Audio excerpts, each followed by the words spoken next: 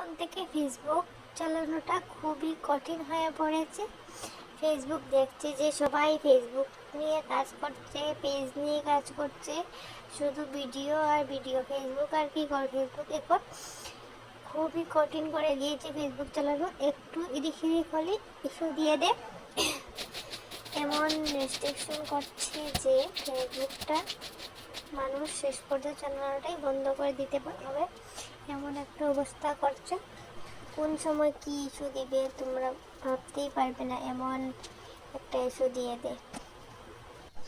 তাই ফেসবুকে কাজ করতে হলে সবাইকে সব কিছু জানতে হবে, বুঝতে হবে, তারপর কাজ করতে হবে।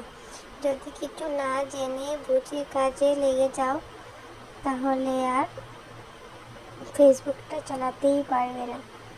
এখন আমি তো অনেক দিন থেকে ফেসবুকে কাজ করছি, তবুও আমি কিচ্ছু বুঝতে পারি না কোন সময় কি চলে আসে।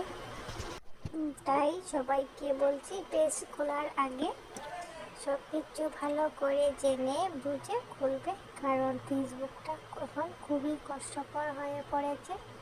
ফেসবুক চালানো, ফেসবুক খুললে যত সহজ দেখতে মনে হয়, কিন্তু ফেসবুকটা তত সহজ নয়।